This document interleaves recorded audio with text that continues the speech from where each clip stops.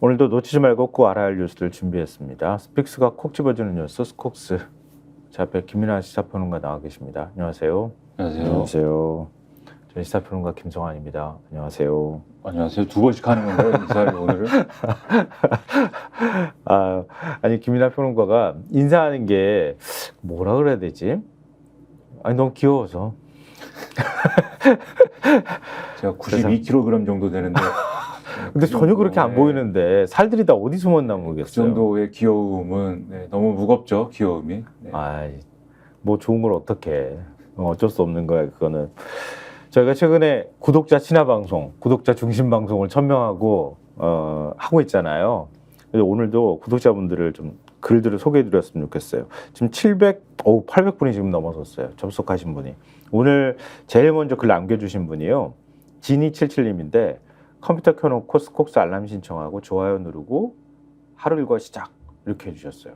그리고 최재민 님인데요. 우둔한 저를 위해서 새벽부터 일어나셔서 여러 신문들을 섭렵하시어 정리하여 주시는 김성환, 김민아님, 그리고 두 분 양 어깨에 날개를 달아주시는 스태프 여러분께 진심으로 감사드립니다. 시청하시는 분들도 오늘 하루도 무사히 별탈 없이 보내시길. 이렇게 감동적인 글을 써주셨어요. 어떻게 생각하세요? 요즘 흔치 않은 댓글입니다. 네. 그게 무슨 얘기예요? 이렇게 모두를 신경 써서 모두를 좋게 말씀해 주시는 댓글이 요새 또 많이 없으니까 물론 이제 이런 댓글 많이 주시는 분들이 있지만 사람 심리라는 게 이런 댓글보다는 누가 욕을 하고 뭐 이런 게 먼저 눈에 띄거든요. 그렇죠. 그렇게 마련이죠. 그렇죠. 근데 하여튼 이런 댓글을 우리가 또 많이 읽어드려야 이 인터넷 세상이 이렇게 그렇게 나쁜 곳만 아니라는 걸 뭐야? 모두가 알게 된다. 네. 아니 굉장히 기분 좋은 그런 글을 써주셨어요. 그 다음에 굉장히 많은 분들 지금 930분 넘어서서 1000명 지금 방금 전에 돌파했거든요. 근데 구독자분들이 너무너무 좋은 말씀들을 해주시고 계세요.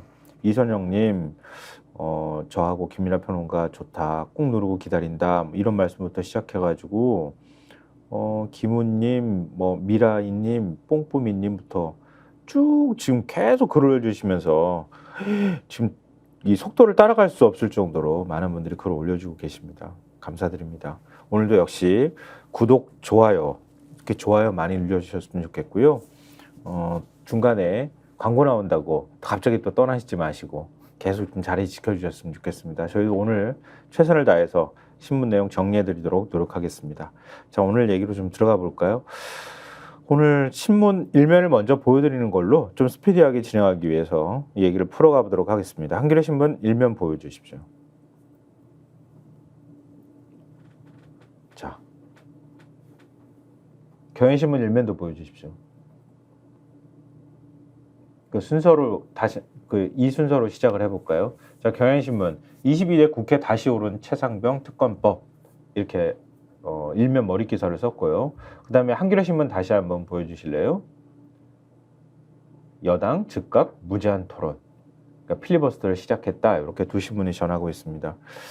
뭐 예상했던 바지만 그 예상이 현실이 됐을 때도 별로 그렇게 어떤 거는 굉장히 기분 좋은 일들이 있잖아요. 근데 어떤 거는 굉장히 찜찜하고 기분 나쁘고 이런 일들이 있거든요. 근데 후자인 것 같아요. 이번 일 같은 경우에는. 결국은 최상병 특검법 무조건 맞겠다. 이런 대통령실뿐만 아니라 여권의 움직임을 우리가 알 수 있는 거잖아요. 뭐 계속 말씀드려왔고 계속 확인돼 왔고 다 예정된 길로 가고 있는 거죠. 네, 그리고 뒤에도 쭉 말씀하시겠지만 네. 뭐 필리버스터 하고 이렇게 맞고 근데 이제 어쨌든 야당의 지금 범야권의 의석수로 종결시킬 수 있어서 네. 필리버스터 24시간 하고 종결시킨 다음에 바로 표결에 들어갈 것이고 그 최상병 특검법과 관련된 표결에 들어갈 것이고 그러면은 이게 이제 정부로 넘어가는데 법안이 그러면 대통령이 거부권 행사할 것이고 거부권 행사하면 다시 국회로 넘어올 것이고 무슨 뭐 빽빽이 도는 것도 아니고 이게 뭔 짓인지 모르겠어. 이미 한 2달 전부터 계속 말씀드린 이 얘기가 계속 이제 착착 진행 중인 것이다. 답답하죠. 그러니까. 정말 답답한데요. 자, 한겨레 신문 3면 보여주십시오. 여야 최상병 특검법 대치 필리버스터 6분 만에 종결 동의안 제출 이렇게 했어요. 그러니까 원래 사실은 우원식 국회의장이 여야 원내대표하고 협의할 때 대정부 질문 전에 최상병 특검법 상정한다는 거는 일단은 없었던 것 같아요, 얘기가. 그러니까 원래 본회의의 목적이 대정부 질문을 하는 거였기 때문에 네. 대정부 질문을 하고 예를 들면은 이 안건 상정의 순서를 정할 때 네. 원래는 대정부 질문을 하고 그 다음에 이제 안건 처리를 한다. 뭐 이렇게 하는 게 뭐 아마 자연스럽다 이렇게 네. 생각을 했을 텐데 네. 우원식 의장이 이 안건의 순서를 최상병 특검법 처리를 먼저 하겠다. 하겠다라고 했기 때문에 네. 국민의힘에서 이제 반발을 하고 그러면서 필리버스터에 돌입하고 이렇게 된 거죠. 그러니까 오전 국회에서는 어제 김병준 민주당 의원 발언이 있었잖아요. 그러니까 한미일 동맹이라고 얘기한 게 국민의힘이 정신 나갔다 뭐 이런 식의 표현을 썼던 거잖아요. 근데 그거에 대해서 국민의힘 의원들이 사실은 근데 거꾸로 얘기하면은 국민의힘 의원들이 이렇게 판을 깨려고 한다는 거 뻔히 알았으면은 가급적인 말을 조심했어야 된다는 생각도 좀 아쉬움은 좀 갖게 되지만 어쨌든 좋은 빌미가 됐다, 얘다 그러면서 그냥 본회의장 아수라장 만들어 놨던 거 아니에요. 근데 그 부분에 대해서 어찌됐든 국민의힘에서 계속 시비를 거니까 그 부분에 대해서 사과를 해야 되는 거 아니냐 이렇게 얘기가 돼서 김의원이 직접 사과한 건 아니죠. 박찬대 원내대표가 유감 대신 표명을 했습니다. 2번이나 유감 표명을 해줬다 그래요. 한 번 얘기했더니 국민의힘 의원들이 그거 가지고 되겠느냐 똑바로 해라. 그래서 다시 한번 유감 표명을 또 군기 한번 잡아보려고 했나 보다. 그거 네. 아니면 큰 소리를 칠 기회가 없잖아 사실 어떻게 보면. 힘으로 어떻게는 할 수는 없으니. 그런 다음에 의사 일정이 가닥이 잡힌 게 오후 2시 20분, 2시 5분 두 차례 국회의장실에서 우원식 의장과 여야 원내대표 회동을 가졌는데 최상병 특검법 본회의 1호 안건으로 상정하는데 국민의힘이 일단은 동의하지 않았다고. 그때 박찬대 원내대표 유감 표명이 일단 표명하는 것으로 합의는 일단 했다고 하고요. 근데 그러고 난 다음에 우 의장이 그 대정부 질문 전에 최상병 특검법을 상정하니까 국민의힘은 4시간 18분 동안 유상범 의원 발언하는 것을 시작으로 해서 필리버스터를 시작했다. 이렇게 얘기를 하는 거죠. 그렇습니다. 유상범 의원은 뭐 본인의 발언이 길어질 걸 대비해서 뭐 만반의 준비를 갖추고 나왔다 이런 보도도 나오던데 어쨌든 뭐 네. 검사 출신이고 그 다음 타자도 검사 출신이더만 대통령 최측근. 그렇죠. 근데 이분이 나오면서 원래는 국회에서 이렇게 올라가서 이 발언을 하면 네. 발언하기 전에 의장한테 인사하고 고개 숙여서 인사하고 그 다음에 이제 동료 의원들한테 인사하고 이렇게 발언을 하는데 의장한테 인사를 안 했어요. 그러니까요. 본회의 상정하자마자 6분 만에 필리버스터 우리 하겠습니다. 이렇게 하고 난 다음에 필리버스터를 이제 시작하려고 유상범 의원이 국회 본회의 단상으로 올라왔을 거 아니에요. 그 상황을 보여준 게 동아일보 오면입니다. 동아일보 오면 보십시오. 이게 초등학교 필리버스터 돌입했다 이렇게 나오고요. 오면은 없습니까? 국회의장이 와가지고 유상범 의원이 보통은 그렇잖아요. 국회의장한테 예의를 표현하는 차원에서 목례를 먼저 하고 그리고 이제 단상으로 올라가서 자기의 발언을 하는 거잖아요. 근데 존중의 표시를 해야 되는 건데 인사를 안 했다는 거예요. 인사를 안 하고 그러니까 우원식 목례를 하지 않으니까 우원식 국회의장이 인사해야지 이렇게 얘기를 했다는 거예요. 그러자 유상범 의원이 아이고 그렇게 생각하십니까? 나는 그렇게 생각하지 않는데요. 이렇게 얘기를 맞받아쳤다는 거 아닙니까? 그렇죠. 그래서 뭐 인사를 받을 만한 일을 해야 인사를 할 수 있다. 네, 유상범 의원이 이렇게 주장을 했다. 인사 받으실 만큼 행동만 해주시면 인사하죠. 네, 그렇게 얘기를 했다. 네. 뭐 인사를 가지고 뭐 이렇게까지. 뭐. 그러게 말이야. 인사하는 것까지 이거 가지고 이렇게 유상범 의원이 윤 대통령하고 가깝고 뭐 이제 재선까지 됐으니 뭐 고개가 빳빳해질 만도 하다. 네. 유상범 의원이 뭐 여러 가지 얘기를 했는데 4시간 동안. 네. 근데 주로 언론에 인용된 발언이 이 발언입니다. 네. 특검법은 진실 규명이 아니라 대통령 탄핵의 교두보를 마련하기 위한 특검법이다. 위헌적 요소로 가득 찼다. 네. 근데 특검을 하면은 대통령 탄핵이 된다라고 모두가 그렇게 뭐 얘기를 공식적으로 하는 건 아니지 않습니까? 왜냐하면은 특검을 하면 특검을 해서 대통령의 명확한 법률 위반 행위가 규명이 되고 그렇지. 그런 것들이 확실해야 그걸 근거로 탄핵을 할 수가 있는 건데 그게 나오리라는 보장은 없는 거잖아요. 그렇죠. 근데 국민의힘 의원은 왜 흑검을 하면은 탄핵으로 가는 거야? 네, 탄핵 교두보가 된다고 왜 말을 하는 것인지. 아니 뭐 그 원희룡 후보가 그랬나요? 버젓이 뭐 탄핵의 시기엔 돌아가고 있다고 뭐 그렇게 얘기를 하잖아. 왜 다들 탄핵이 된다고 이미 기정사실화해서 그렇게 얘기를 하는 것인지. 대통령을 못 믿나요? 국민의힘 의원들은? 다른 사안에 대해서 아니 최상병 사안에 대해서 계속 대통령은 아무것도 없었다며. 네, 법률 위반을 한 적이 없다. 다 할 만한 걸 했고 뭐 대통령 사람들은 경고도 안 했다. 이렇게 얘기를 했는데 이 필리버스터 하면서는 특검법은 대통령 탄핵의 교두보를 마련하기 위한 것이다. 이렇게 얘기하면은 좀 이상하지 않습니까?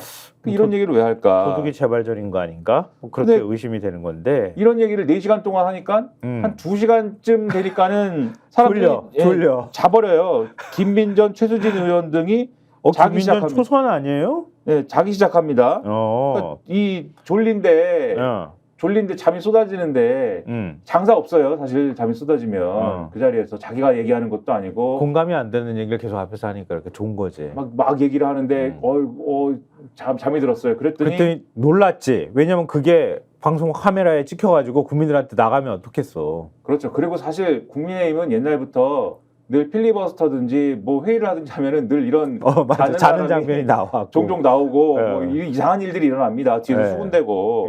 그래서 군기반장 역할을 하는 분인지 정책위 의장인 정정식 의원이 이것도 검사 출신이네. 그렇죠. 자는 사람들을 빼라 이렇게 타박을 하는 모습이 또 포착이 되기도 했다. 자는 사람들 빼. 네, 카메라에 잡히니까 빼라. 네. 굳이 저기 앞에 안 앉아 있어도 되는데 굳이 앉아가지고 좋은단 말이야. 얼마나 보기가 싫었을까 이런 생각이 드는데요. 두 번째 그 필리버스터 주자로 나선 사람이 대통령 최측근으로 불리는 국민의힘 주진우 의원. 또 검사 출신이네. 그렇죠. 그래서 주진우 의원의 경우에는 박정훈 이제 대령의 전 해병대 수사단장의 수사에 대해서 문제를 삼았는데. 네. 대장동 비리 같은 경우에 일주일이나 열흘 안에 민주당 인사를 10명씩 입건해서 조사를 하면 민주당 의원들은 수긍하실 수 있겠느냐 뭐 이런 말도 하고 하여튼 박정훈 대령이 잘못한 거다 이 얘기를 했는데 이 스콕스 시간에서 그동안 신문에 난 얘기를 토대로 여러 번 말씀드렸는데 전혀 그렇지가 않습니다. 그리고 박정훈 대령이 설사 잘못된 뭐 어떤 혐의 적용을 한 게 있더라도 그게 뭐 기속력이 없기 때문에 경찰에서 다 본격적인 수사는 어차피 경찰에서 하는 거란 말이에요. 그러니까 경찰 단계에서 다 바로 잡을 수 있는 내용들이에요. 그러니까 그냥 두면 되는 겁니다. 그냥 두면 되는 거를 왜 그 난리를 쳐가면서 이첩도 못하게 해, 브리핑도 못하게 해, 이첩 강행하니까 도로 뺏어와. 이걸 왜 했냐고 지금 물어보는데 박정훈 전 대령이 잘못했다라고 또 얘기를 하잖아요. 이분이 검사 출신이고 법을 다 뻔히 아는 분이. 이렇게 얘기를 했는데 어쨌든 그 비유를 하면서 대장동 비리 이런 상관도 없는 얘기를 하지 않습니까? 그러니까 민주당 의원들이 화가 났겠죠. 민주당 의원들 서영교 의원 등이 발언대 앞에 나와서 부적절한 비유에 한 거에 대해서 사과를 해라 이렇게 얘기를 했는데 그런다고 이제 또 제가 잘못 비유했습니다. 사과합니다. 이럴 사람들은 아니고 주진우 의원은 왜요? 대장동 사건은 예시로 들면 안 됩니까? 뭐 이래가지고 한참 시끄러웠다. 네, 뭐 이런 얘기죠. 우리 순진한 배준영 원내수석 부대표 얘기도 해줄까요 말까요? 뭐 하고 싶으시면 하고 또 뭐 워낙 뭐 재밌는 일이 많이 일어났기 때문에. 그러니까. 근데 이건 너무 희화가 될까 봐 걱정이 돼가지고 제가 원래 이런 거 별로 개인적으로 좋아하지 않는데요. 의사진행 발언을 먼저 했어요. 필리버스터 들어가기 전에 협치는 실종됐고 입법 폭주가 계속되고 있다. 민주당 의원들이 다짐했던 의정 활동이 맞습니까? 이렇게 얘기하니까 민주당 의원들이 네 이렇게 얘기를 했다는 거 아니에요. 배수석 부대표가 민주당 의원들이 이렇게 얘기를 하니까 당황하기도 하고 그랬을 거 아니에요. 이어서 민주당 앞에 더불어라는 말을 붙일 수 있겠습니까? 이렇게 말하니까 민주당 의원들은 또 네 이렇게 얘기를 했다는 거예요. 서로 재밌다는데 박수를 치는 의원도 있었다고 합니다. 그러니까 이 네를 어제 제가 그 영상 봤을 때 한 3번 정도 그런 장면들이 막 네가 3번 나왔는데 점점 민주당 사람들 목소리가 커집니다. 점점 재밌을까? 한번 네가 우리 그럴 자격이 충분해요. 이렇게 생각하는 사람들한테 맞습니까? 그러니까 네 맞죠. 이렇게 당신들이 지금 잘한다고 생각합니까? 뭐 이렇게 했는데 네. 그 처음에 내라고 나왔으면은 약간 그 준비된 멘트를 좀 바꿔서 네. 아무튼 이건 싸움이니까 아, 그렇지. 준비된 멘트를 바꿔서 지금 그렇게 말씀하신 분들 이러면서 뭐 다른 얘기로 가야 되지 않습니까? 지금 그렇게 말씀하신 분들 정말 양심이 없으신 분들이에요라고 하면서 뭐 이렇게 가야 되는데 그게 아니라 준비된 멘트를 계속 어차피 똑같은 반응 나올 건데 계속 고수하는 모습이었다. 뭐 그런 오늘 그러면은 필리버스터가 24시간 동안 진행이 되는 거니까 필리버스터 시간 감안해 보면 오후 한 3, 4시 정도면은 필리버스터 다 끝나고 바로 표결 들어갈 수 있겠네요. 그러니까 필리버스터를 종결하자라는 표결은 지금 말씀하신 것처럼 일단 24시간을 무제한 토론을 채워야 유지를 한 되는 다음에 거니까. 네. 유지를 한 다음에 24시간이 지나면 이제 표결할 수 있게 돼 있어서 어제 오후부터 시작했으니까는 오늘 오후면은 예. 종결 표결이 들어가겠죠. 뭐 5분의 3이 동의하면 되는 거니까요. 종결이. 그러니까 그 지금 야권 의석을 보면 충분히 가능할 것 같고요. 그 다음에 아마 표결이 될 것 같습니다. 그 다음에 바로 최상병 특검법에 대한 표결이 진행이 되겠죠. 근데 변수가 좀 생겼다 이런 보도가 있어요. 경향신문 3면 보여주십시오. 최상병 일주기 전 재의결 못 박은 민주당 특검 추천권이 변수. 갑자기 특검 추천권이 변수라는 얘기가 나왔는데요. 그러니까 지금 본회의에서 뭐 처리될 것은 불보듯 뻔하고 윤석열 대통령은 거부권을 행사할 거예요. 근데 이 필리버스터에 들어간 법안을 예를 들면 수정안을 내가지고 그 법안을 수정할 수는 없다고 해요. 그러면 대통령한테 그냥 가는 거예요. 송부가 되는 거예요. 그럼 윤 대통령 하는 뭐 그동안의 모양을 보면 당연히 뭐 그 거부권을 행사할 거고 그리고 돌아오면 어떻게 될 것인가 여기에 조금 더 가까운 얘기가 아닐까 싶은데요. 근데 특검 추천권 문제가 얘기가 나오기 시작했어요. 이게 조국 혁신당에서 먼저 제안을 했다면서요. 그러니까 이제 사실 요 촉발된 계기는 한동훈발 특검론이죠. 아, 그렇죠. 제3자 추천 얘기를 하는 제3자 바람에 추천해서 대법원장이 추천하도록 하는 걸 예시로 들은 거잖아요. 그렇죠. 그래서 추천권이 문제야? 이렇게 되니까 그래서 이 추천권에 대해서는 민주당 내에서도 그러면은 추천권에 대해서는 그러면은 한번 생각해 볼 수 있겠네. 그렇죠. 이런 얘기가 뭐 어느 정도 뭐 타협을 할 수 있는 거 아닌가, 유연하게 접근할 수 있는 거 아닌가 이런 얘기가 나오는 와중에 조국 혁신당 대표가 현재 최혜병 특검법에는 교섭단체 1인, 비교섭단체 1인을 특검으로 추천하게 돼 있다. 최혜병 사건 특검 추천권을 양보하겠다 이렇게 밝혀서 네네. 그러면은 이게 민주당 입장에서는 원래 이 교섭단체 그다음에 그 대통령이 속하지 않은 교섭단체하고 비교섭단체하고 각각 1인씩 추천하는 거였지 않습니까? 근데 비교섭단체 중에 의석수가 많은 데가 이제 하게 되니까 네. 그러면 조국 혁신당이 해야 되는 건데 근데 안 하겠다 이렇게 나오면은 민주당 입장에서는 어쨌든 이 법안의 어떤 주도권을 행사하는 거는 민주당이 되는 건데 민주당 입장에서는 취할 수 있는 여러 가지 옵션들이 생기는 거죠. 네. 가령 네. 조국 혁신당이 추천하지 않고 뭐 개혁신당이 추천한다.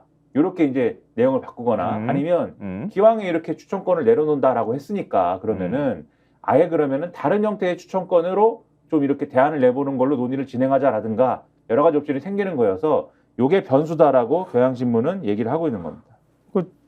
한겨레신문 3면도 보여주십시오. 관련 기사를 한겨레신문 3면에서 이렇게 따로 떼가지고 보도를 했는데요. 저런 식으로 조국 최상병 특검 추천권 양보하겠다 이렇게 얘기를 했는데 아주 이게 미묘한 파장을 불러일으키는데 왜냐하면 원래 최혜병 특검 최상병 특검법이 나왔을 때 그때 추천권은 대한변호사협회에서 4명을 추천하면 그럼 민주당이 2명을 그중에서 추려서 추천을 하고 대통령이 2명 중 1명을 최종 임명하는 걸로 이렇게 돼 있는데 지금 국회 본회의에 상정한 거는 그 사이 법안을 수정했잖아요.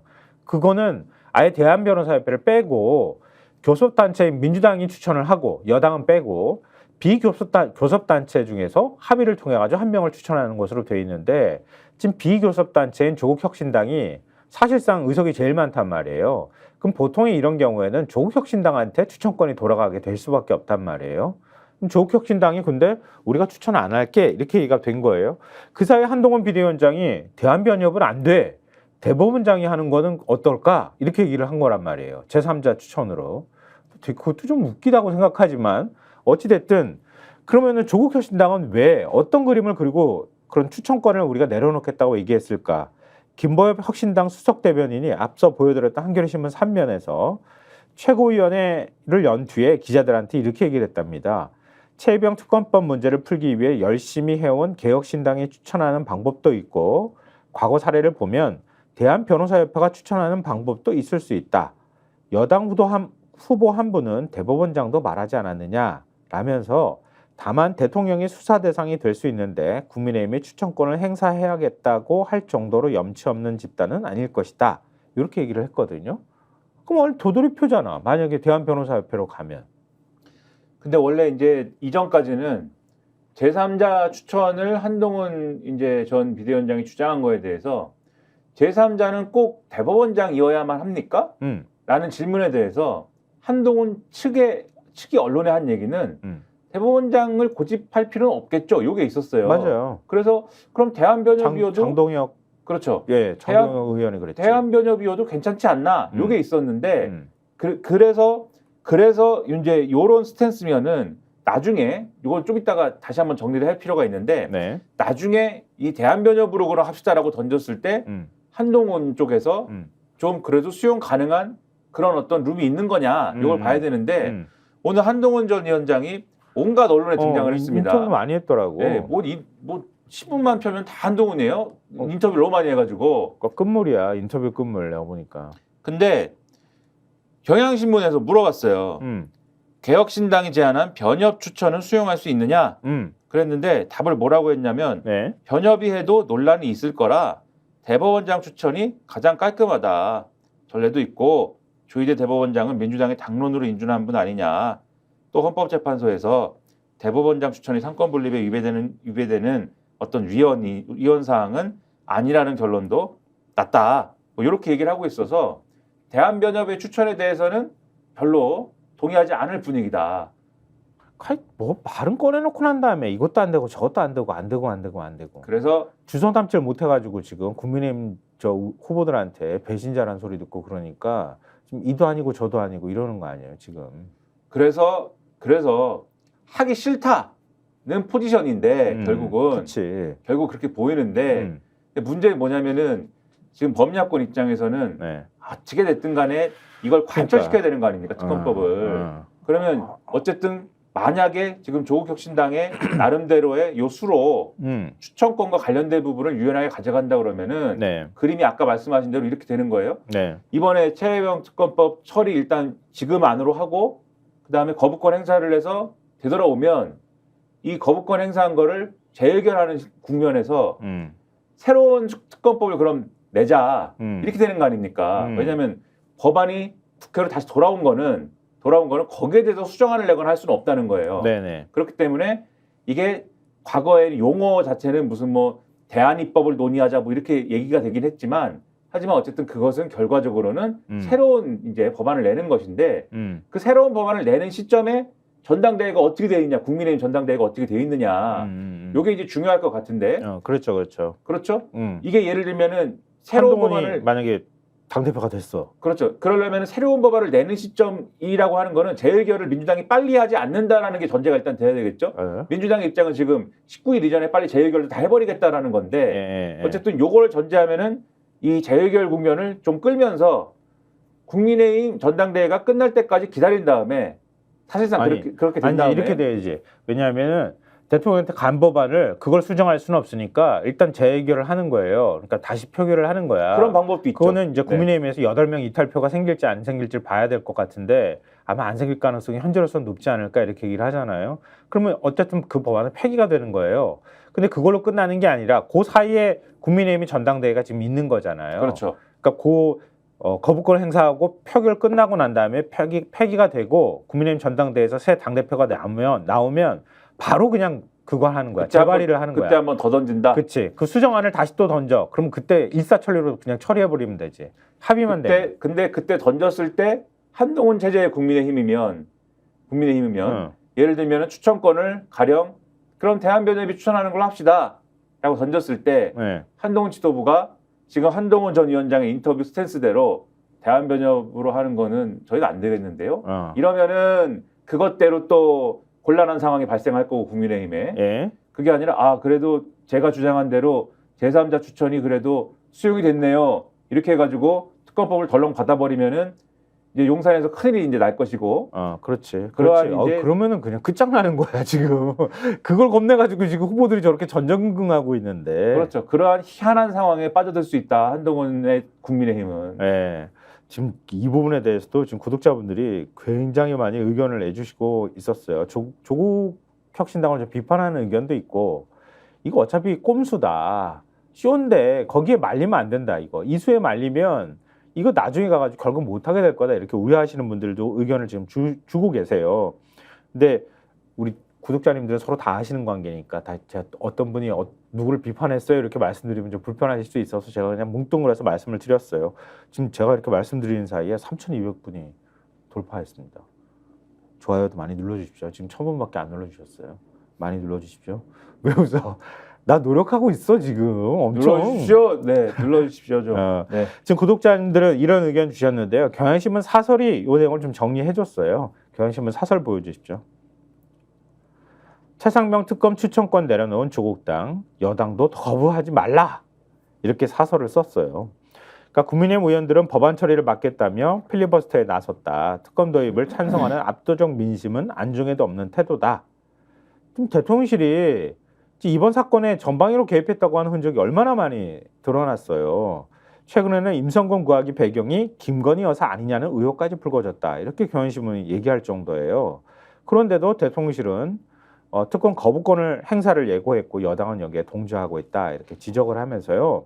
마침 조국 혁신당 대표가 비교섭단체 몫인 특검 후보 1명 추천권을 양보하겠다고 했다. 혁신당이 비교섭단체 중 의석이 가장 많지만 추천권을 원내 다른 정당이나 대한변협 등에 넘기겠다는 것이다. 천하람 개혁신당 원내대표도 특검 후보 추천권을 대한변협에 주자는 중재안을 제시한 터다. 여당, 특히 한 전 위원장은 이 제안을 거부할 명분이 없다. 이렇게 얘기를 하고 있어요. 경향신문은. 그리고 민주당도 조국 안, 천하람 안을 중심으로 여당과 협상할 필요가 있다. 야당이 압도적 과반 의석을 점한 터라 특검법은 이르면 4일 본회의에서 가결되겠지만 윤 대통령이 거부권을 행사하면 재표결에서 야당 의석만으로는 법안 처리가 불가능하다. 이번만큼은 억울한 죽음과 항명죄의 진상을 밝히고 그 책임 소재를 가릴 최상병 특검법이 총선 민의에 따라 여야 찬성자들의 손으로 입법되어야 한다. 이렇게 지적하고 있습니다. 뭐 더 이상 우리가 얘기할 부분이 없겠죠. 이 정도 얘기를 하면 또 이후 상황 뭐 또 내일 또 보도가 될 테니까 저희가 정리해 드리면 될 것 같고요. 근데 이런 상황에서 이렇게 막 밀리고 이러는데 난데없이 또 왜 밸류업을 또 들고 나왔는지 모르겠어요. 이 계속 뭔가 주도권을 놓치기 싫다. 그리고 이대로 밀리게 되면 더 지지율 떨어지면 진짜 큰일 나겠다. 이런 뭐 위기감이 작동하고 있나 아니면은 우리 이렇게 민생 챙기고 있어라고 하면서 야당을 공격할 수 있는 새로운 어떤 여론을 조성하기 위한 전략으로도 또 보이기도 합니다. 자, 동아일보 일면 보여주십시오. 자, 배당 늘리면 법인세 감면, 최대 주주 상속 할증 폐지 이렇게 제목을 달아뒀는데요. 어제 청와대 영빈관에서 왜 자꾸 청와대에서 행사하고 그래. 대통령실 옮겨놓고 이것도 진짜 웃기는 건데 이거 어느 순간 우리가 그냥 너무 당연한 것처럼 받아들이고 있어. 청와대에 한 발도 들이지 않겠다고 그렇게 건조를 부려가지고 대통령실 이전해놓고 영빈관은 왜 쓰는지 모르겠어. 잠만 안 자면 되나 봅니다. 뭐 그 사이에 무슨 살풀이를 했나? 참. 하여튼 하반기 경제정책 방향 및 역동경제 로드맵을 발표를 했어요. 이 자리에서 정부가 이런 내용을 발표를 했다. 이런 거 아닙니까? 그러니까 원래는 이 시기에 하반기 경제정책 방향 뭐 이런 거를 하긴 합니다. 네. 하는데 보통은 이제 그 말 그대로 하반기 경제정책 방향, 그러니까 주요한 어떤 경제 과제, 경제정책의 과제나 이런 것들에 대해서 네. 설명을 하고 그 다음에 여기에 예를 들면은 예산을 어떻게 짜면 거기에 뭐가 들어가고 뭐 이런 것들이 있지 않습니까? 세법을 어떻게 개정해야 되고 이런 것들이 포함된 이런 설명을 대개를 하는데 앞서 말씀하신 것처럼 여기에 뭐가 포함됐냐면 기업 밸류업을 유도하는 요 방안이 같이 포함이 돼 있어가지고 우리나라 주가가 너무 안 좋아가지고 여론이 안 좋다고 보는 거 같아. 그렇죠. 그래서 이런 부분들이 오늘 신문에 많이 실린 거예요.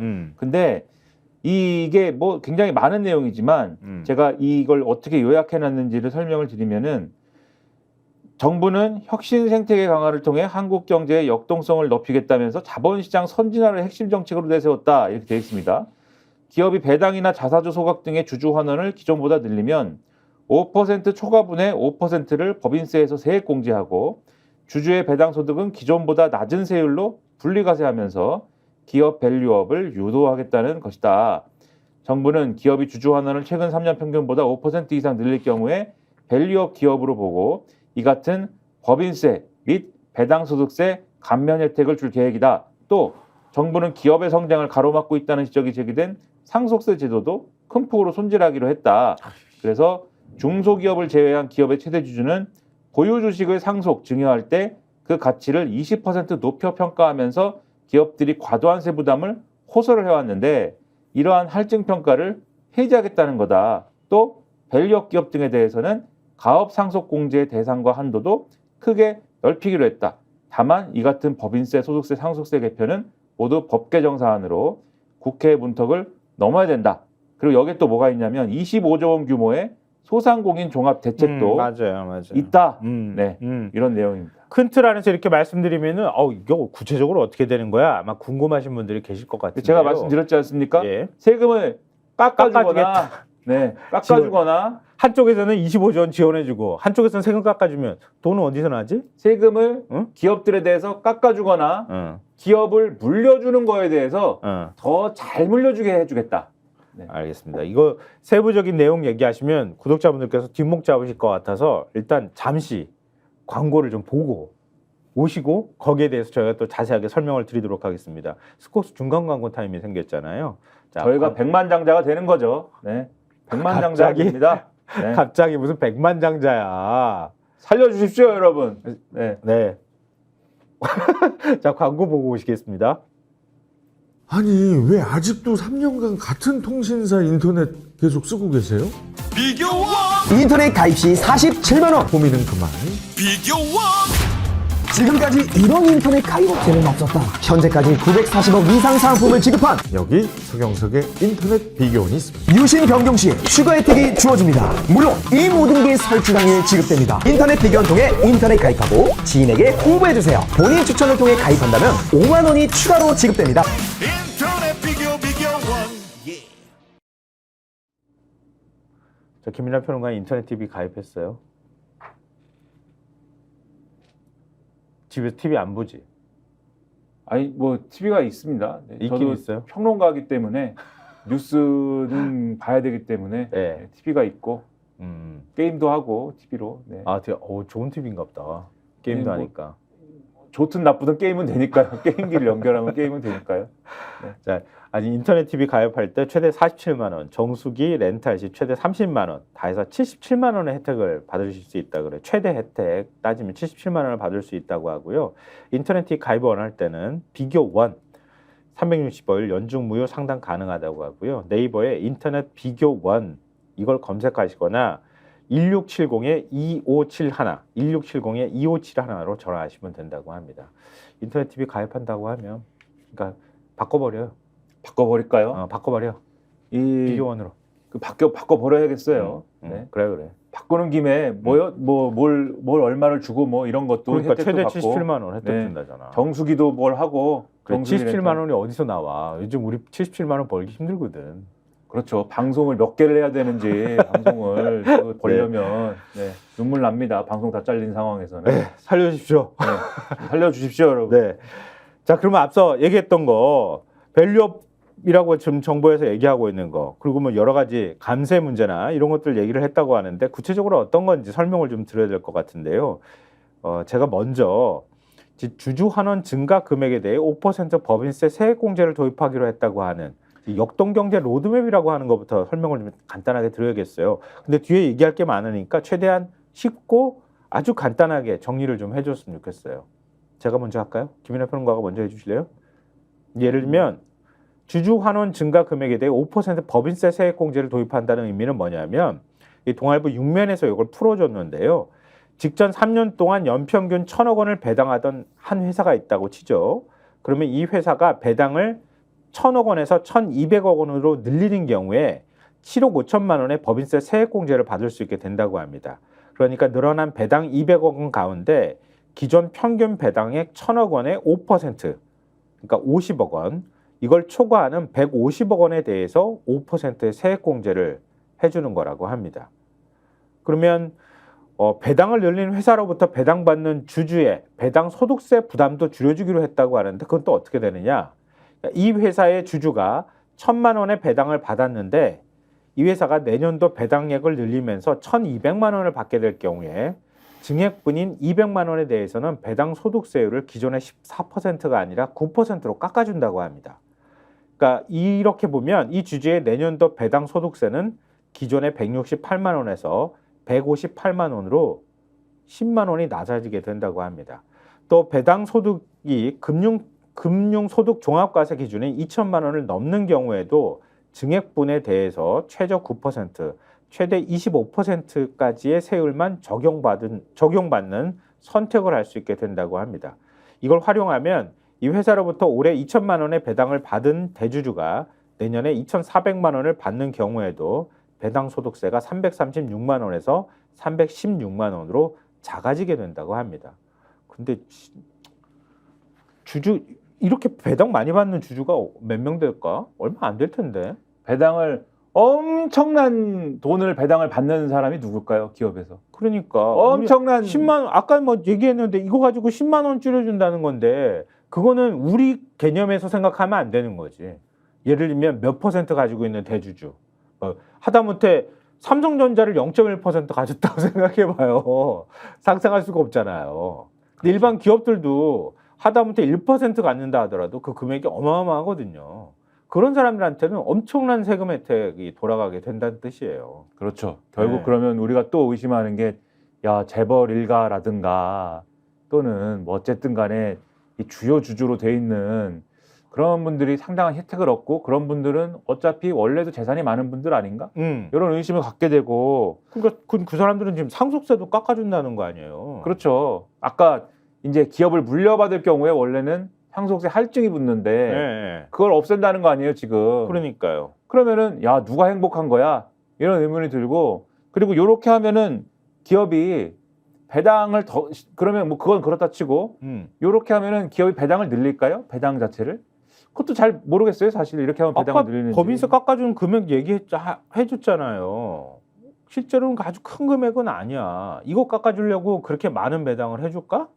그러니까요. 그러니까 기본적으로 소위 말하는 밸류업 내지는 뭐 하여튼 이 자본시장에 좋은 영향을 주려면은 배당을 많이 해줘야 된다 이런 게 아마 많은 요구가 있을 텐데 이걸로 그렇죠. 기업들이 마음을 바꿀까는 뭐 그건 잘 모르겠고 부자들은 논하는 것 같고 막 발목 들고 손 비트는 거지 이제. 잘 어느 모르겠네요. 기업이 일바로 네. 나서는지 안 나서는지 대통령이 보는 거지. 그래야지 폭탄주 자리에 끼워줄 수 있잖아 총수를. 술 안 먹는 사람은 어떻게 해야 될지. 하여튼 저 상속세 얘기도 해주실래요? 아니면은 상속세 얘기도 상속세는 간단하게 정리해 주시죠 뭐. 가업 상속 공제 범위를 확대한다. 예. 그러니까 가업 상속 공제라는 거는 기업을 이제 쉽게 말하면 물려받을 때 네. 일정 규모 이하인 경우에는 이게 세액을 줄여주는 혜택이 있습니다. 네. 그 제도인데 기존에는 중소기업과 연 매출액 5천억 원 미만의 중견기업만 이 혜택을 받을 수가 있었는데 전체 중소 중견기업으로 대상을 넓힌다는 거예요. 네. 공제 한도, 그러니까 얼마 깎아주느냐의 한도 역시 최대 600억 원에서 1,200억 원으로 높이기도 했다. 다만 이 같은 혜택은 주주 환원율이 같은 업종 평균보다 120% 이상인 밸류업 기업과 투자 또는 연구개발 지출 비중이 큰 스케일업 기업, 기회발전 특구에서 창업한 기업 등에 주어진다. 이런 내용이고 네. 그다음에 아까 말씀드린 20%의 최대 주주 상속세 할증을 폐지하겠다는 계획도 정부가 밝혔다. 요 내용이고 그리고 이 같은 내용들을 세법 개정안에 담아서 국회에 제출을 해야 되는데 그게 될지는 지켜봐야 된다. 뭐 이런 내용이고 그다음에 특정 공휴일을 날짜 대신 요일로 지정하고 네. 신정 등을 대체 공휴일로 추가 지정하는 방안도 검토하기로 했다.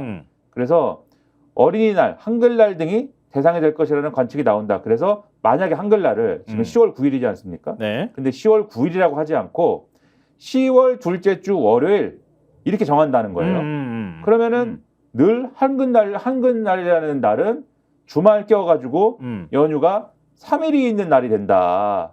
그래가지고 놀게 되지 않습니까, 모두가? 그러면 이렇게 많이 놀면은 사람들이 돈을 좀 쓰지 않겠느냐. 그래서 이거를 지금 지금 동아일보는 이 소제목을 네. 해피 먼데이 도입 검토라고 돼 있어요. 해피 네. 먼데이. 어. 해피. 네. 뭘 갑자기. 아니 근데 이거 하나로 되겠냐고. 다른 기념일도 다 이렇게 바뀌어야 돼요, 그러면은. 해피. 이것도 사실은 달콤한 사탕처럼 그냥 던져놓는 건데 먹지도 못하는 거. 이런 거인 것 같아, 나올 때는. 이거 하나로 되겠어요? 나머지 기념일들도 미국이나 외국이 그렇게 하잖아요. 일본이나 몇 번째쯤. 예, 그렇죠. 일본이나 이런 데가 네. 이렇게 합니다. 그럼 이거 하나로 그렇게 되겠냐고. 다 바꿔야 돼? 그러면은 기념일들을. 뭐 할 수도 있겠지. 나이도 깎아주는데 1살. 근데 뭐 못하는 거는 없겠지만. 토, 일, 월 이렇게 쉬어도 된다라고 하면은 안 쓰던 돈을 많이들 쓸까요? 그러니까 어느 정도 조금 효과는 있을 것 같은데 기본적으로 쓸 돈이 기본 있어야 또 쓸 거 아닙니까? 그러니까 말이에요. 쉬는 날만 늘려준다고 쓸 돈이 갑자기 어디서 뭐 샘솟는 건 아니지 않습니까? 지금 마음이 다급해. 엄청 다급해. 그러니까 정부가 다급한데. 저는 평론가님 마음이 다급하다는 줄 알고 너무 시간이 없어서 그러시나? 아니. 다급하지. 그러니까 지금 구독자님들 방금 전에 3,100분 정도 있다가 2,900분 정도 떨어졌거든요. 이게 9시를 기점으로 해서 일을 하셔야 되니까 그랬나 봐요. 상속세에 대해서 막 비판하는 의견도 눈물이 올리시고 납니다. 계시는데요. 다 어디 가셨습니까? 다 어디 가셨습니까? 다시 좀 모셔오셨으면 좋겠습니다. 네. 모셔오세요? 네. 오셔주십시오. 근데 지금 왜 이렇게 휴일을 늘리는 얘기까지 나오느냐. 한때 늘리자고 할 땐 그렇게 죽자사자 반대하더만 말이야. 그지? 그래놓고 또 주 69시간 일하게 하겠다고 그러더니 120시간씩 시키고 싶다면서 일을. 네. 그래놓고 언제 쉬라는 거야? 도대체 앞뒤가 맞지도 않고 뭐 일관되지도 않고 철학이 없으니까 이러는 거지. 뭐 내가 필요에 따라서 하는 거예요. 여론 나빠지니까 여론 좋게 하려고 되지도 않는 거 던져놓고 그냥 국회가 알아서 논의하겠지.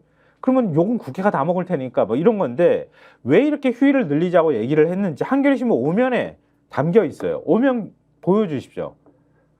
한겨레신문 5면에 기사가 2개가 있는데요. 위쪽 기사가 지금 밸류업 내세워 재기의 감세 보따리 부의 대물림 늘리나 이거 비판하는 거. 방금 전에 저희가 설명한 거 비판하는 내용이 들어가 있고요. 그 밑에 보시면 정부의 성장률 전망치가 2.2%에서 2.6%로 높아졌다는 거 아니에요. 수출 회복이 반영해서 이렇게 만들어놨다고 하는데 내수는 찔끔 대책이라고 지적하고 있어요. 이게 뭐냐 하면 기획재정부가 오늘 이제 어제 발표한 거 하반기 경제정책 방향에서 국내 실질 경제 성장률을 올해 초 대비 0.4%포인트 높인 2.6%로 전망했다고 합니다. 그러니까 한국은행은 2.5니까 그거보다 조금 높고 KDI, OECD 전망치와는 같다고 하는데요. 이들 기간 모두 연초에는 2% 초반 성장을 전망했지만 예상보다 빠른 수출 회복세를 반영하며 5월께 전망치를 일제히 상향 조정한 바가 있어서 뭐 이건 크게 문제가 되는 것 같지는 않은데 근데 내수 부진이 문제라고 하는 거 아니에요. 내수 부진 때문에 내수 활성화 대책도 좀 내놓은 거예요. 가계의 지출 여력을 높이기 위해서 5조 6천억 규모로 농수산물 할인 지원과 에너지 바우처 사업을 추진하기로 했고 공공요금 인상도 최대한 미루고 인상이 불가피할 땐 납부 시기를 분산하거나 납부를 미룰 수 있도록 이제 할 방침이라고 하는데 그 내용도 들어가 있는데 뭐냐면 이 내수 부진을 내수가 제일 부진하기 때문에 수출은 지금 괜찮게 어느 정도 회복되고 있다고 하는데 내수가 안 살아나면 정부도 어떻게 할 방법이 없다고 생각하기 때문에 이런 대책을 쏟아내고 있다고 하는 거예요.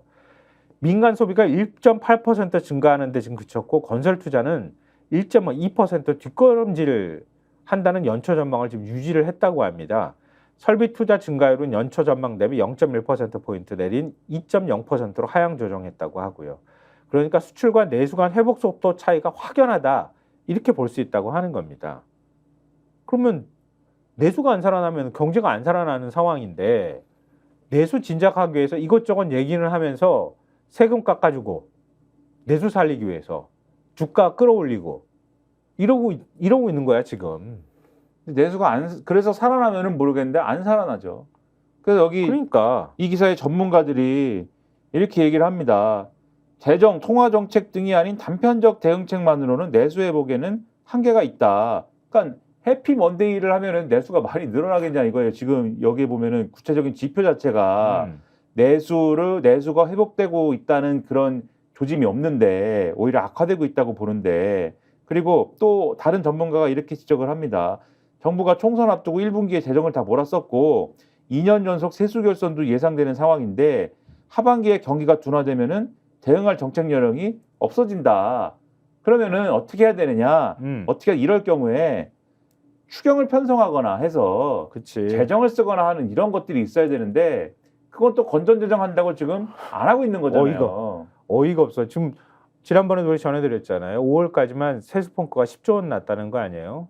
올 하반기까지 하면 20조 원이 지난해 대비 20조 원이 펑크가 난다는 뜻이에요. 지금 지난해가 56조 원 펑크 났다고 얘기를 하는데 그러면 계속 세금 깎아주면 어디서 돈이 나온다는 거야?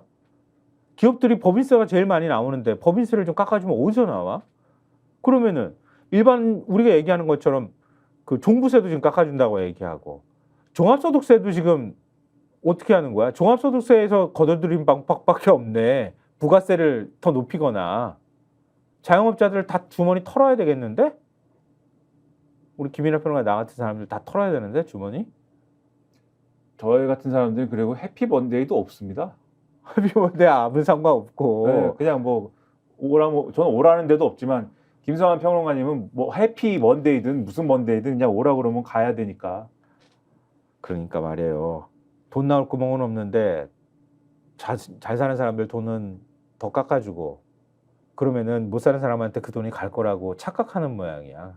이미 다 그건 끝났어 검증이. 근데 뻔히 알지 않겠습니까? 뭐 방법이 없는데 우파 포퓰리즘이죠. 그쵸, 방법이 세금 어차피 깎아주면은 좋아져요 이렇게. 그쵸, 방법이 없는 걸 뻔히 알면서 맞아요. 부자들은 그래도 여러 가지 여론에 미치는 영향이라든가 그리고 또 부자들하고는 좀 말이 통하니까 이렇게 가자 그러면 또 가는 게 있으니까 혜택을 주면서 별로 그렇게 뭐 이 정치적으로 도움이 안 되는 서민들은 조금 힘드셔도 우리 희망이 있습니다. 해피 먼데이 이렇게 하면서 이제 좀 끌고 갈 수 있다. 이렇게 생각하는 거죠. 한겨레 신문 오면 다시 한번 보여주실래요? 앞서 말씀드렸던 것처럼 밸류업 내세와 재계의 감세 보따리 부의 대물림 늘리나 이렇게 되어 있는데요. 지금 밸류업 프로젝트 얘기를 했잖아요. 세제 지원 방안을 발표를 했는데 이사의 충실 의무 대상에 주주를 포함시키는 등 상법 개정과 기업 지배구조 개선에 대한 방안은 대책에 담기지 않았다. 지난번에 이거 하겠다고 하지 않았어요? 금감원장이? 그러게 말이에요. 그건 또 대책에 안 넣었어. 그리고 감세로 인한 밸류업 정책 효과가 불분명한 가운데 부의 대물림만 확대될 수 있다는 지적이 나온다. 이렇게 얘기를 하고 있는데요. 상속세 최대 주주 할증 제도는 앞서 저희가 조금 자세하게 설명드리지는 않았지만 어찌됐든 지난번에 상속세 얘기할 때 저희가 설명드린 적이 있었잖아요. 상속세를 내는데 그 상속세 최대 주주의 경우에는 상속세를 50% 할증을 받게 된다는 거예요. 근데 왜 그러냐 하면은 경영권을 가져가잖아. 단순히 그냥 아버지 주식만 가져가는 게 아니라 경영권 프리미엄까지 가져가게 되는 거잖아요. 근데 그거 없앤다는 거 아니에요? 그래서 여기에 이제 우석진 교수가 나오는데 코멘트를 합니다. 한국은 재벌 대기업 총수의 자녀가 주식을 단순 상속받는 것이 아니라 경영권 자체를 승계받는 관행이 많기 때문에 현행과 같은 할증평가 제도가 존재하는 것이다. 한국의 이런 특수성이 사라지지 않았는데 할증평가를 폐지하는 것은 경영권 승계 부담만 줄여주는 꼴이다.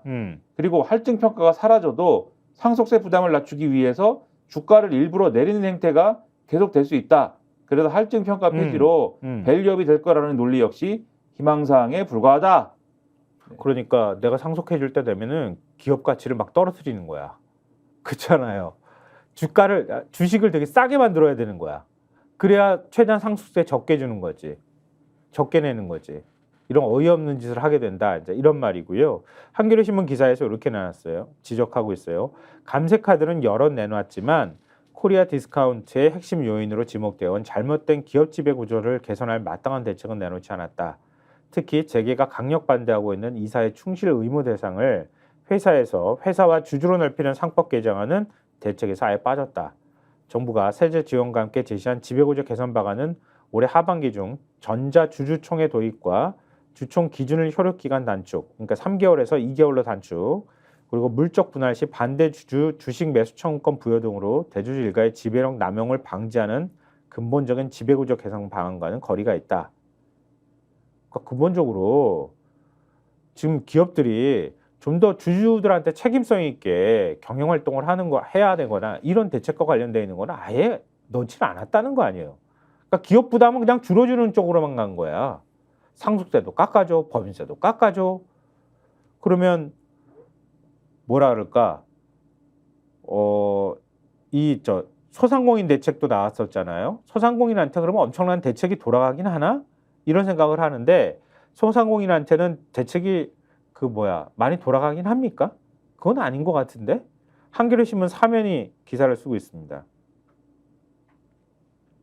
자, 자영업자 대출 상환 5년 연장, 재정 직접 지원 1조 원 그쳐. 이렇게 기사를 쓰고 있어요. 어제 소상공인 자영업자 종합대책도 내놨잖아요. 지원 규모가 25조 원에 이른다. 정부가 막 포장해가지고 발표를 했잖아요. 발표하고 신문사들도 그렇게 막 언론들도 그렇게 다 보도를 했거든요. 25조를 주는 줄 알아요. 그렇게 쓰면. 그러니까 기존 대책하고 돈 다 합치는 거거든. 그래서 뻥튀기 하는 거거든. 근데 지원 대부분을 기존 대출의 만기 연장이 차지하는 데다가 효과가 큰 재정의 직접 지원은 1조 원밖에 안 되더라. 그러니까 25분의 1밖에 안 되는 거지. 발표한 금액에. 이게 왜 이런 식으로 자꾸 장난을 치는지 모르겠어. 그러니까 대출 연장을 해준다 이런 것도 결국은 소상공인의 재무 상황을 고려한 거 아니에요. 그러니까 대출 연체율이 2021년 4분기에 0.5%였는데 올 1분기 1.5%까지 상승을 했고 코로나19 당시 폐업 위기에 몰렸던 소상공인에게 빌려줬던 자금의 만기가 지금 돌아오고 있다. 그러니까 이걸 정부가 의식해서 만기 연장 이런 것들을 지금 해주는 거잖아요. 그걸 다 포함해서 25조 원입니다. 이렇게 포장을 했다고 하는 건데 이번 대책이 대출 만기 연장 중심으로 짜인 점을 한계로 꼽힌다. 이렇게 한겨레가 지적합니다. 만기 연장은 과다 부채의 위험을 미래로 이연하는 효과만 있기 때문이다. 원금 탕감 등 적극적인 채무 조정 프로그램을 만들지 못했고 전기료, 임대료, 배달비와 같은 핵심 비용 감축 규모도 크지 않다. 그래서 일부에선 구색 맞추기란 평가도 나온다. 이병희 한국노동연구원 선임위원은 이렇게 얘기를 합니다. 대출 연장이 근본적인 대책은 아니지만 코로나의 고금리와 겹치면서 어려움을 겪고 있는 자영업자 지원에 불가피한 측면이 있다. 자영업자들이 기존 가기를 폐업한 뒤에 충분히 교육받고 노동시장에 진입할 수 있도록 적정 수당을 지급해야 하는데 이에 대한 지원 수준을 좀 더 끌어올릴 필요가 있다. 이렇게 얘기를 했다고 합니다. 근데 민주당에서는 그 얘기 하잖아요. 지금 내수를 어떻게든 살려야 된다. 정부도 내수가 지금 굉장히 심각하다고 하는 거 알고 있잖아요. 내수를 살리자고 하는 취지에서 연쇄 소상공인들을 지원한다고 하는 소비를 진작시키면서 지원할 수 있도록 1인당 25만 원을 지급해야 된다. 이거 관련 법안을 통과시키겠다. 이렇게 얘기를 했는데 어제 윤석열 대통령이 이걸 정면으로 비판했어요. 뭐라고 했습니까? 이거 보고 사람들이 헛웃음을 지었다고 하더라고. 그러게요. 뭐라고 했어요? 뭐라고 했어요? 네, 뭐라고 했습니까 도대체? 나한테 또 다시 질문하면 네 이렇게 얘기를 해야 되나 내가? 도대체 뭐라고 한 겁니까 윤석열 대통령이? 왜 25만 원만 줍니까? 100억 원도 주지. 이렇게 얘기를 했다는 거 아니에요? 그 대통령이 입에서 나올 말이냐? 대통령 입에서 나올 말이야 그게? 왜 25만 원만 줍니까? 한 100억 원을 주지 이렇게. 네. 참. 어제 25조 원 규모의 소상공인 종합대책을 마련했다. 그러면서 쭉 대책을 발표해서 그 대책이 1조 원 늘리는 대책이라고 말씀드렸죠. 근데 민주당이 추진하는 전국민 25만 원 민생회복지원금은 포퓰리즘이다. 이렇게 규정을 하면서 100억 원씩 줘도 되는 것 아니냐. 이렇게 반문을 했다고 하는 거예요. 그러니까 국민 1인당 왜 25만 원만 줍니까? 10억씩 100억 원씩 줘도 되는 거 아닙니까? 이렇게 얘기했습니다. 그럼 줄래? 주면 저야 고맙죠. 진짜 줄래? 예? 10억이 아니라 10억 100억이 아니라 지금 1000만 원도 없어갖고 이렇게 힘듭니다 지금. 예? 경향신문 사설 하고 한겨레신문 사설만 짧게 소개드리.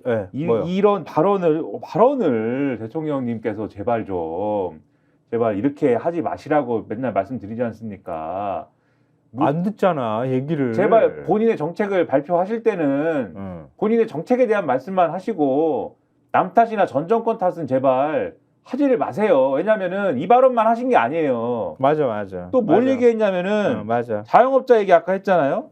자영업자 얘기를 하면서 뭘 얘기를 했냐면은 문재인 정부 코로나 소상공인 정책. 그렇죠. 느닷없이 아니 이 얘기를 왜 하는 거예요? 엔데믹 코로나 끝나고 지금 자기가 지금 집권 3년 차야. 코로나19 그 방역 끝난 지가 언젠데 KS클럽은 시간제로 해서 오후 9시 전에 문을 닫게 하면은 퇴근 후 사람들이 다 몰리게 되지 않느냐.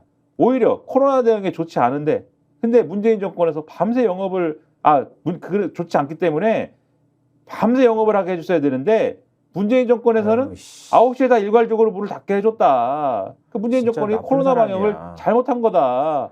진짜 대통령 입에서 어떻게 저런 얘기를 하냐? 국민 다 죽어가도 돼? 막 10,000명씩 죽어도 돼? 아니 그러니까 이거를 왜 근데 그것도 황당하지만 한덕수 국무총리란 작자는 한덕수 국무총리는 그래. 정부 출범 당시에 우리가 물려받은 경제 정책을 봤을 때 저는 우리나라가 망할 수도 있겠구나 그런 생각을 절실하게 했다 합니다. 그래서 그 자리에 앉아 있나 봐. 사의 표명했는데 아주 대대로 쭉 하시겠어 국무총리. 이게 뭐냐고요 이게. 본인들의 정책을 설명해주면 되지. 그것도 언제적 얘기를 코로나19 방역 언제적. 그때는 저희도 방송 많이 나갔습니다. 대통령이 저렇게 저렴하니 무슨 정책이 제대로 나올 리가 있겠어요. 응? 열받아서 하소연 해봤습니다. 자, 경향하고 한겨레 신문 사설 그냥 짧게만 좀 정리해 주세요. 경향 신문 사설부터 말씀해 주실래요? 부자 감세가 서민 살리고 역동 경제라는 정부의 오판. 쭉 저희가 말씀드렸던 그 맥락 위에 있는 거예요. 제목 딱 보시면은 네. 무슨 얘기인지 아실 겁니다. 네. 그러니까 낙수 효과를 기대하고 기업들 세금 깎아주고 그 밸류업을 하니 어쩌니 이렇게 얘기를 하지만 서민들은 투자할 돈은 고사하고 하루하루 생기를 잇기도 빠듯한 상황이다. 통계청 가계동향 조사를 보면 올 1분기 중산층 가구 다섯 중 하나는 5분의 1은 적자 살림을 했다. 소득은 제자리인데 고물가 고금리로 써야 할 돈이 늘어난 것이다. 장사를 접고 싶은 자영업자가 부지기수지만 결심 후 실제 폐업까지 1년이 걸린다는 조사 결과도 있다. 이번 대책에 소상공인을 위한 원리금 부담 경감 폐업 지원금 확대 등이 뒤늦게 포함됐지만 그 수혜폭과 실효성은 언발의 오줌 누기에 그칠 수 있다. 그러니까 좀 서민 경제 활력을 좀 불어넣을 수 있는 대책 과감히 만들어라. 이렇게 경향신문이 지적하고 있습니다. 그리고 여기 이렇게 써 있어요. 대주주와 투자자에게 세금 깎아준다고 서민 경제가 활성화된다는 것은 주술에 불과하다. 이렇게도 돼 있습니다. 이 얘기 얼마나 많이 했습니까? 그게 말이에요. 한겨레 신문 사설 얘기도 해주십시오. 주술이어서? 주술? 그래서 그렇다는 얘기인가? 한겨레 사설은 부자 감세로 역동 경제 만들겠다는 황당한 정부, 이런 제목이네요. 그러니까 아까 한겨레 기사 내용 설명드렸지 않습니까?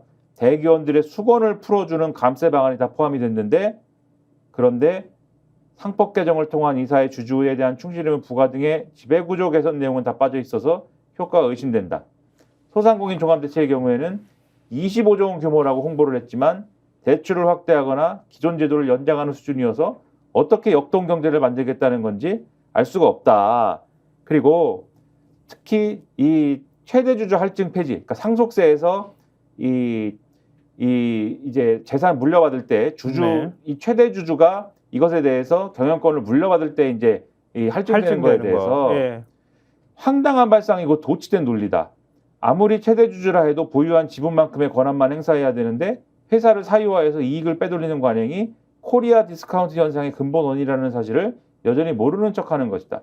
이런 잘못된 지배구조를 바로잡을 수 있는 것들에 대한 언급 피하면서 주식과 경영권을 함께 물려주고 싶어하는 최대주주의 상속세를 깎아주면 기업이 밸류업 된다고 정녕 믿는 거냐? 그리고 소상공인 자영업자 종합대책이나 민생의 봉기 내수 활성화 대책은 너무나 자잘해서 언급할 가치조차 없을 정도다. 자잘해서. 네. 정말 언급할 가치가 없대요. 자잘해서. 참. 그러니까 정부가 이렇게 미세한 대책에 매달릴 수밖에 없는 건 재정 여력이 없기 때문이다. 쓸 돈이 없는데 돈을 계속 쓰겠다는 거야. 이 얘기는 곧 뭐냐면요. 다 입법 사안이거든요. 지들은 멋지게 대책 발표해가지고 국회를 확 던져버리는 거야. 그리고 국회는 참 무능력하고 쌈질만 하는 집단이야. 이렇게 만들고자 한다는 거예요. 그래서 그렇게밖에 의도가 그렇죠. 해석이 안 돼. 그래서 이 사설 끝에 뭐라고 되어 있냐면 아까 윤석열 대통령이 왜 25만 원 줍니까? 국민 1인당 10억씩, 100억씩 줘도 되는 거 아닙니까? 라고 했는데 야당의 협조가 필요한 법 개정 사안을 다 얘기를 해놓고 대통령이 이런 식으로 야당을 향해서 도발하면 대체 어떻게 국정을 운영하겠다는 것인지 묻지 않을 수 없다. 이렇게 지적을 합니다. 좀 한숨이 나오는데요. 그 뒤에도 사실 저희가 준비한 것들이 많은데 시간이 벌써 9시 31분이에요. 그래서 한겨레신문 6면을 보여드리면서 내용들을 오늘 마무리해야 될 것 같아요. 한겨레신문 6면 보여주십시오. 윤 탄핵 청원 100만 명, 민주당 청문회 올 수도 이렇게 얘기하고 있다는 거예요. 100만 명 돌파했어요. 어제 100만 명 돌파하고 이 기세대로 하면 훨씬 더 많이 청원에 참여할 것 같아. 저 100만 어제도 말씀드렸는데 100만 명 돌파합니다. 그랬더니 저 반대쪽에서는 국민의힘 쪽에서는 옛날에 청와대 청원에서 문재인 대통령 탄핵은 147만 정도 했어. 이렇게 얘기를 했는데 그거 넘기면 어떡하려고 그러는지. 그러니까. 네, 아무튼 그런데 탄핵 청원은 동의 기간이 끝나는 20일 이후에 법사위 전체회의에서 청원심사소위원회 회부 여부를 결정을 하고 법사위원장을 포함해 야당이 11명, 여당이 7명이기 때문에 청원심사소위 회부는 불가능하지 않다. 그리고 청원심사소위 논의를 거치면 다시 법사위 전체회의에서 본회의 부의 여부를 결정을 하는데 민주당은 청원심사소위에서 법적으로 가능한 모든 것을 할 계획이다. 이렇게 돼 있습니다. 네. 그래서 여기 보면은 국회법 하위 법령인 국회 청원심사규칙에 규정이 되어 있는 것들이 있어요. 네. 회기 제한 없는 활동, 현지 파견을 통한 사실 확인과 자료 수집, 청원자, 이해관계인의 진술 청취 이런 권한이 있기 때문에 이걸 100% 활용을 할 것이고 심사 과정에서 필요하다면 청문회를 열 수도 있을 것이다. 그래서 필요하다면 대통령실 관계자를 포함해 누구든지 불러서 질의를 하고 네. 또 이건 네. 발언 시간 제한이라든지 이런 것도 없기 때문에 네. 다 모든 것을 깊숙이 조사할 수가 있다. 네. 그래서 결과적으로 이 네. 절차를 거치는 동안에는 어쨌든 탄핵소추안을 본회의에서 처리를 하진 않을 거 아닙니까? 그렇죠, 그렇죠. 그런데 당장 그것을 하진 않더라도 네. 국회법에 따른 절차를 충실히 이행하는 것만으로도 윤석열 대통령의 실정을 그러네. 드러내기에는 충분할 것이다. 그러네. 제가 민주당이 어떤 딜레마가 있냐면 지금 이렇게 탄핵소추안을 발의하세요라는 청원이 지금 이 정도로 올랐기 때문에 청원 열기가 얼마나 뜨거운 거예요, 그렇죠. 국민들이. 그러면 탄핵소추안을 발의를 해야 되지 않습니까? 예. 근데 바로 기계적으로 이제 탄핵소추안 발의로 갔을 경우에 예. 이걸 국회에서 통과시키는 거에 무리가 없겠죠? 예. 근데 헌법재판소에 넘어가면은 이게 또 그 얘기를 할 거 아닙니까? 중대한 법 위반, 헌법 위반 요 얘기를 할 거잖아요. 그렇지. 지금 그건 없다고 얘기를 하고 있잖아. 그렇죠. 지들은 그렇게 주장하는 거지. 그래서 만약에 이게 헌법재판소 가서 기각이 되거나 이러면은 예. 상황이 이상해지거든요. 예, 맞아요. 그래서 요 중간에 청문회라든가 조사라든가 이런 걸 막 해서 그런 사유들이 있는지 여부를 다 조사를 하고 이 조사를 하는 동안에 또 가령 특검이나 이런 것들이 통과될 수 있는 것이고 이렇게 빌드업을 해나가는 과정이 필요하다라고 민주당은 판단하는 게 아닌가. 네. 맞습니다. 제이님께서요. 구독자 제이님께서 오늘 110만 넘을 것 같습니다. 이렇게 글을 올려주셨어요. 저희 아니, 구독자가 문성님께서는 110만을 넘었는 줄 알고 네. 잠깐 두근거렸네요. 그리고 문성님께서 115만 넘는다. 이렇게 또 예측해 주시기도 하셨는데 우리가 또 자존심이 있지. 140만 원 기본으로 넘어야지. 2배 가야죠. 그러면 280만으로. 아니 좋다. 그거 좀 자잘하니까 300만으로 해야죠. 300만 자잘하니까. 자잘하고 말고 300만으로 굵직하게. 네, 받고 자, 더블로 가로 이제 해야죠. 묻고 더블로 네. 자잘하게 남기지 말고 네. 화끈하게 300만. 300만으로 해야죠. 네. 좋네. 300만으로 가서 청원 조사까지 쫙 하고 하는 걸로. 그러니까 의지만 있으면 국회가 할 수 있는 일이 많은 거예요. 생각보다. 그동안 안 했었던 거야. 그 많은 분들이 했으면 좋겠다. 아니 해야 한다. 이렇게 생각한다는 거 아니에요. 더 이상 윤석열 대통령과 윤석열 정권의 폭주를 지켜봐서는 안 된다. 견제해야 된다. 이게 국민의 요구고. 그동안 많이 경고했잖아요. 여론조사 지지율로 경고했고 언론을 통해서 경고했고 총선 결과를 통해서 경고했고 안 바뀌지 않습니까? 그러면은 국민이 어떻게 해야 됩니까? 그러게 말입니다. 국민이 나서야 되는 건데 우리가 직접 나설 때는 그냥 끝나는 거야. 그렇잖아요. 국민이 직접 거리로 나서가지고 200만이 나온다고 생각해봐요. 그럼 끝나는 거야. 그걸로. 그렇지 않겠습니까? 물론 또 뭐 딴 생각을 하는 진짜 너무 사고가 유치찬란하고 너무 폭력적이어가지고 무슨 일을 벌일지는 모르겠으나 그러면 그건 진짜 끝나는 거거든요. 좀 부디 정권을 유지한다는 생각만 하지 말고 국민이 어떻게 지금 고통을 받는지를 들여다보기를 부탁하고 당부하고 싶네요. 자, 오늘 여기서 마무리하겠습니다. 9시 36분 지금 지나고 있는데요. 1000만 가자는 분들도 계셔가지고 화끈하게 1000만 가자고 구독자분들. 그러면 네, 4천만 가시죠? 진입 네, 4천만 가시죠. 네. 네, 4천만. 좋습니다. 자, 지금까지 남아서 지켜주시는 분이 2,900분이나 되세요. 방금 전에 3,000분에서 조금 빠져가지고 2,900분인데요. 너무 감사합니다.